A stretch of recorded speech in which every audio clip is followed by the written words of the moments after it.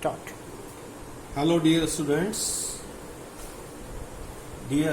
of BSc Part 1 Maths. Myself Dilip Nagpal, Associate Professor of Mathematics, Samrat Prithviraj Chauhan Government College Ajmer. Today I am going to start your paper second, जिसका की title है paper second chapter 1, जिसका की title है parallel equation and derivatives of arc. इसके बारे में हम आज बात करेंगे। तो I start by introducing the concept of polar coordinates. Polar coordinates जिसको कि हम हिंदी में कहते हैं ध्रुवीय निर्देशांक, इसका क्या मतलब है? तो सबसे पहले इसके लिए हम एक प्लेन के अंदर एक पॉइंट कंसिडर करते हैं और हम इसको फिक्स पॉइंट मानते हैं। इस फिक्स पॉइंट को हम बोलेंगे पोल, और इस फिक्स पॉइंट से पास होने वाली एक स्ट्रेट लाइन ये किसी भी आर्बिट्री डायरेक्शन में हो सकती है। फॉर कन्वीनियंस हमने इसको यहाँ हॉरिजॉन्टल लिया है। हॉरिजॉन्टल मतलब क्षैतिज। इसको हम बोलते हैं इनिशियल लाइन, प्रारंभिक रेखा। अब इस प्लेन में दो चीजें फिक्स हो गई, एक पॉइंट फिक्स जिसको हम पोल बोल रहे हैं, एक स्ट्रेट लाइन जिसको कि हम इनिशियल लाइन बोल रहे हैं। अब इस प्लेन में हमने कोई भी आर्बिट्री दूसरा पॉइंट कंसिडर किया, इसका नाम हमने रखा P। अब जैसा कि इस P का जो हम एक जिसको हम बोलते हैं निर्देशांक या इंग्लिश में कोऑर्डिनेट्स, उसका एक तरीका हमने 12th लेवल तक पढ़ लिया है, जिसको हम बोलते हैं कार्टेशियन कोऑर्डिनेट या कार्तीय निर्देशांक, जिसको कि हम नॉर्मली XY कोऑर्डिनेट बोलते थे। अब यहां पर हम इसी पॉइंट को एक अनदर वे से आइडेंटिफाई कर रहे हैं। इसके एक दूसरे तरीके से हम इसके निर्देशांक डिजाइन करने जा रहे हैं। तो वो तरीका क्या है? इसके लिए हम इस P को इस फिक्स पॉइंट से एक लाइन से ज्वाइन कर लेते हैं, और यहां पर हमने एरो लगा दिया। ये जो OP लाइन है ये कहलाती है radius vector corresponding two point P। Hindi में हम इसको बोलते हैं ध्रुवांतर रेखा, ठीक है। और फिर हमने इस लेंथ को मेजर कर लिया, OP लेंथ। मान लीजिए ये OP लेंथ R है, ओके। फिर हमने इस एंगल को मेजर कर लिया, XOP एंगल। ये किसके बिटवीन एंगल है? एंगल बिटवीन OP यानी radius vector, and OX means initial line, measured anti clockwise. इसका क्या मीनिंग है? ये आपको इस एंगल का सेंस याद रखना है कि आपको इस एंगल को एंटी क्लॉकवाइज मेजर करना है, क्लॉकवाइज मेजर नहीं करना है, ओके। तो अब हम कहते हैं कि अगर इस OP की लेंथ R है और एंटी क्लॉकवाइज सेंस में मेजर्ड इस एंगल का मेजरमेंट थीटा है इन रेडियन। जैसे मान लीजिए ये लेंथ हमारी है 2 और ये एंगल है हमारा π/4। तो हम 2 और π/4 को एक ब्रैकेट में कॉमा लगा कर जब लिखते हैं तो ये कहलाते हैं इस P पॉइंट के पोलर कोऑर्डिनेट्स। यहां पर मैंने पोलर कोऑर्डिनेट लिखे हैं R, थीटा, ठीक है। अब हम हमारे जो ओल्ड कोऑर्डिनेट सिस्टम है XY, जैसे कि मैंने अभी आपको बताया कार्टेशियन कोऑर्डिनेट्स, और अभी जो हमने इंट्रोड्यूस किया है पोलर कोऑर्डिनेट्स, हम इन दोनों के बीच में रिलेशन एस्टेब्लिश कर रहे हैं। तो जैसा कि आप इस डायग्राम में देख रहे हैं, मैंने यहाँ पर एक पॉइंट, सिमिलर पॉइंट यहाँ लेकर, अब यहाँ पर इस डायग्राम में क्या डिफरेंस है? यहाँ पर मैंने इस इनिशियल लाइन को एक्स एक्सिस ट्रीट किया है और इसके परपेंडिकुलर एक और एक्सिस बना दिए, इसको हमने वाई एक्सिस बोला है। तो यहाँ पर मैंने इस पॉइंट के दोनों कोऑर्डिनेट लिखे हैं, XY और R थीटा। अब XY का मीनिंग हम जानते हैं, XY, R थीटा का मीनिंग मैंने आपको अभी जस्ट ऊपर बताया। तो अब हमारे पास इन टोटल 4 क्वांटिटीज हो गई। हमें इन 4 क्वांटिटीज में रिलेशन एस्टेब्लिश करना है।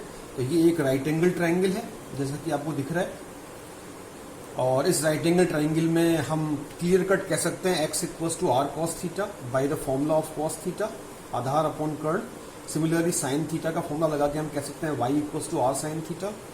फिर इन दोनों फॉर्मूले से हम ये दो फॉर्मूले ड्राइव इजीली कर सकते हैं। हम इनका स्क्वायर करके ऐड कर दें तो अंडर रूट लेकर ये फॉर्मूला आ जाएगा। फिर अगर हम इन दोनों को डिवाइड लगाएं, नीचे वाली में ऊपर वाली के डिवाइड लगाएं, तो tan थीटा = y/x। इससे हम लिख सकते हैं थीटा = tan इनवर्स y/x। तो ये हमारे पास दो नए फॉर्मूले आ गए, जिसको कि हमें बहुत अच्छी तरह से दिमाग में याद कर लेना है।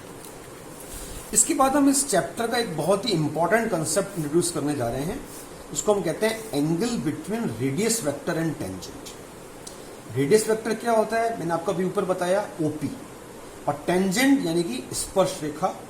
तो अब आप देखिए कैसे हम इसको इंट्रोड्यूस कर रहे हैं। देखिए अब इस डायग्राम में आपको एक रेड कलर में एक कर्व हमने लिया है, रेड कलर से हमने मार्क किया है सी बी ए कर्व। इसकी पोलर इक्वेशन मान लीजिए r equals to F theta है। यहां आपको ये थोड़ा आइडिया होना चाहिए कि जिस प्रकार हमने किसी पॉइंट के कोऑर्डिनेट r थीटा में लिखे, उसी प्रकार किसी भी कर्व की इक्वेशन, जिसको कि अभी तक हम एक्स वाई में लिखते आ रहे थे, उसको हम कहते थे कर्व की कार्तीय समीकरण। अब उसी समीकरण को हम r थीटा में भी एक्सप्रेस कर सकते हैं। इसको हम कहते हैं polar equation of the curve. तो यहां पर जो कर्व रेड में शो किया गया है, इसको मैं कंसीडर कर रहा हूं। इसके पर मैंने एक पॉइंट ले लिया है पी आर थीटा, और ओपी को मैंने ज्वाइन कर दिया है, और इस ओपी को मैंने आगे प्रोड्यूस कर दिया है। ये जो एरो मैंने लगाया है, ये कहलाता है positive direction of radius vector. यानी इसी ओपी के ऊपर अगर मैं ये उल्टा एरो लगा दूं, तो ये कहलाएगी negative direction of radius vector. तो यहां पर मुझे positive direction of radius vector ही लेना है। फिर मैंने यहां पर आप देखिए ब्लैक इंक से एक लाइन ड्रॉ की है। ये लाइन क्या है, नेचुरली आप जानते हैं, it is the tangent to the curve at the point P. यानी ये कर्व की पी पॉइंट पर एक स्पर्श रेखा है। और अब जो एंगल हम यहां पर परिभाषित करना चाहते हैं, वो किस किस के बिटवीन बनना चाहिए, रेडियस वेक्टर और टेंजेंट। तो आप देखिए यहां पर ये रेडियस वेक्टर है और ये टेंजेंट है। तो इन दोनों के बीच जो एंगल है, ये एंगल, या इसको हम कह सकते हैं ये एंगल, ये दोनों ही हमारे इक्वल है। These are vertically opposite angle. तो इस एंगल को हम यहां पर एक नए सिंबल से कॉल करते हैं, इट इज कॉल्ड फाई। तो very very important new notation, phi. इसका क्या मीनिंग है, angle between the positive direction of radius vector. ये रेडियस वेक्टर की पॉजिटिव डायरेक्शन है, इसके बीच, और direction of tangent in which theta increases. तो इसका क्या मतलब है, इन विच थीटा इंक्रीजेस, ये जो डायरेक्शन है, थीटा इंक्रीज की डायरेक्शन यूं है एंटी क्लॉकवाइज, तो हमें टेंजेंट की डायरेक्शन इधर लेनी है, ना कि नीचे लेनी है। तो टेंजेंट के ऊपर भी हमने एरो लगा दिया, और रेडियस वेक्टर के ऊपर भी हमने एरो लगा दिया। अब जिन दोनों एरोस के बीच में जो लाइंस हैं, इनके जो बिटवीन का एंगल है, ये एंगल, या यूं कहना चाहिए ये एंगल, ये कहलाता है फाई। अब इस फाई के लिए एक बहुत ही इंपॉर्टेंट फॉर्मूला, जो कि आपकी बुक्स में डिराइव किया गया है, चूंकि डेरिवेशन हमारे एग्जाम्स में ये नहीं पूछा जाता, तो इसलिए मैंने डायरेक्ट यहाँ पर टेन फाई का फॉर्मूला लिखा है। आप देखिए क्या है फॉर्मूला, टेन फाई। ये फाई का फॉर्मूला टेंजेंट के रूप में लिखा गया है, tan phi equals to R dot, यानी कि multiply D theta by D R, D theta by D R. अब इस फॉर्मूले को हम अप्लाई कैसे करेंगे, वो हम अभी नेक्स्ट एक एग्जांपल लेके समझने जा रहे हैं। पर फिलहाल हमको ये फॉर्मूला बिल्कुल ही बाय हार्ट मेमोराइज करना है। आपको याद क्या रखना है कि फाई का फॉर्मूला 10 में लिखा गया है, और ये फॉर्मूला आर थीटा वेरिएबल को यूज करके लिखा गया है। ओके, अब देखिए, आप इधर हमने एक एग्जांपल को कंसिडर किया है। हमने यहां पर एक क्वेश्चन लिया है, find the angle between radius vector and the tangent. Angle between radius vector and tangent का मतलब वही फाई निकालना है हमारे को। फाइंड मतलब पता करें, ज्ञात करें। और हाँ, आपको गिवन क्या है, आपको गिवन है कर्व की इक्वेशन। जैसे कि मैंने आपको बताया था कि कर्व की इक्वेशन हमारी आर थीटा में होगी। जनरली इसमें आर यहां पर लेफ्ट में अकेला होगा, और यहां पर आपको थीटा की टर्म्स दिखेंगी और कोई कांस्टेंट दिख सकता है। जैसा कि आप यहाँ देखिए, ए एक कांस्टेंट है। तो आपको इस कर्व के लिए फाई की वैल्यू फाइंड करनी है। तो फाई की वैल्यू फाइंड करने का हमारा जो फॉर्मूला है, जैसे कि मैंने अभी आपको बताया, यहाँ आपको दिख रहा है tan phi equals to R D theta by D R. तो इसको हम यहाँ पर ये सीखने जा रहे हैं कि इसको हम हाउ टू यूज इट। तो इसके लिए आपको D theta by D R की वैल्यू फाइंड करनी पड़ेगी। तो ये वैल्यू हम कहाँ से फाइंड करेंगे, नेचुरली हमको जो गिवन इन्फॉर्मेशन है कर्व की इक्वेशन, उससे फाइंड करेंगे। तो आप देखिए, D theta by D R तो मैं फाइंड नहीं कर सकता हूं, लेकिन मैं D R by d theta find कर सकता हूं। तो इसके लिए मैंने इस फॉर्मूले को पहले रीअरेंज किया। कैसे, मैंने D theta by D R को लिखा 1/dr/d थीटा। अब ये जो dr/d थीटा, ये कहां से निकलेगा, इस इक्वेशन का डिफरेंशिएट करने से यानी अवकलन करने से निकलेगा। तो मैंने यहाँ क्या लिखा है, differentiating one with respect to theta, यानी इस इक्वेशन का दोनों साइड थीटा के रेस्पेक्ट में डिफरेंशिएट यानी अवकलन करने पर ये आपके डिफरेंशिएशन आ गया सिंपल। अब आपको क्या करना है, इस फॉर्मूले को यूज करना है। तो आपको r की जगह और dr बाई डी थीटा की जगह वैल्यू पुट करनी है। dr बाई डी थीटा की वैल्यू ये है, r की कौन सी वैल्यू है, r की वही वैल्यू है जो कि हमको इक्वेशन ऑफ कर्व में गिवन है इन टर्म्स ऑफ थीटा। तो आप देखिए ये r की वैल्यू और ये dr बाई डी थीटा की वैल्यू मैंने यहां से इसमें पुट कर दी। अब यहाँ एक a से a कैंसिल करने के बाद एक इंपॉर्टेंट हमको बात सीखनी है। वो क्या बात सीखनी है कि ये जो एक्सप्रेशन आई, हमें यहां पर ये देखना है कि is it possible to express this expression in terms of tan। अभी ये एक्सप्रेशन tan में एक्सप्रेसिबल नहीं है, ये cos और sin में एक्सप्रेसिबल है। तो हमें यहां पर ये कोशिश करनी है कि क्या ये tan में एक्सप्रेस हो सकती है। मोस्ट ऑफ द टाइम ये tan में एक्सप्रेस हो जाएगी। अगर इन केस ये tan में एक्सप्रेस नहीं होती है तो आपको इसको एज इट इज लीव कर देना है। लेकिन अभी यहां पर आपको ये ट्रिग्नोमेट्री की नॉलेज अप्लाई करके इसको अगर ये tan में एक्सप्रेस हो सकती है तो आपको इसको tan में एक्सप्रेस 100% करना है। तो मैंने क्या किया, आप देखिए 1 प्लस कॉस थीटा की जगह लिख दिया 2 cos स्क्वायर थीटा बाई 2, ये हमारा वेल नोन फॉर्मूला है। साइन थीटा की जगह हमने हाफ एंगल फॉर्मूला लगा दिया। इसके बाद इसमें सिंप्लीफिकेशन करके इसको मैं लिख सकता हूँ माइनस कॉट थीटा बाई 2। अब जैसे कि मैंने आपको कहा मुझे यहाँ पर चाहिए tan, तो मैं चाहता हूं कि यहां से कॉट हट जाए और माइनस साइन भी हट जाए और ये tan में आ जाए। तो ये मैं करने के लिए हमारा जो पुराना 11th लेवल का फॉर्मूला है, 10th लेवल का फॉर्मूला, वो हम लगाएंगे tan pi by 2 plus theta by 2। अब आपको यहां पर क्या याद रखना है कि अगर मैं यहाँ प्लस की जगह माइनस लेता तब यहां पर ये माइनस साइन रिमूव नहीं होता, क्योंकि tan pi by 2 minus theta by 2 की वैल्यू हो जाती प्लस कॉट थीटा बाई 2। मैं चाहता हूं यहां से कॉट भी रिमूव हो जाए, माइनस साइन भी रिमूव हो जाए, इसके लिए मैंने इसको यहाँ पर पाई बाई 2 प्लस लिखा है। पाई बाई 2 प्लस लिखने से ऑटोमेटिकली इसकी वैल्यू माइनस कॉट आएगी, तो ये माइनस और कॉट दोनों से हमें मुक्ति मिल जाएगी। तो अब कुल मिला के आप देखिए यहाँ पर मैं एक रिलेशन पे आ गया, एक इक्वलिटी पे आ गया, tan phi equals to tan pi by 2 plus theta by 2। तो ऐसा से मुझे एडवांटेज क्या हुआ, मैं यहाँ से tan और tan रिमूव कर सकता हूँ। तो जब tan और tan यहाँ से रिमूव हो गया तो मेरे पास वैल्यू क्या आ गई, phi equals to pi by 2 plus theta by 2। तो ये इस हमारे क्वेश्चन का आंसर है। तो यहाँ पर हमने एक बहुत ही बेसिक क्वेश्चन लिया है, इसमें हमने ये सीखा है कि tan फाई की वैल्यू में से फाई कैसे निकले। तो इसके लिए हमें क्या करना पड़ेगा, एक बार फिर से रिकॉल करें। हमें tan फाई की कैलकुलेशन करते समय जो हमारे पास एक्सप्रेशन आ रही है, इसको हमें कोशिश करनी पड़ेगी इसको हम केवल सिंगल tan में एक्सप्रेस कर लें, अगर is it possible. Okay, now I come to the second question.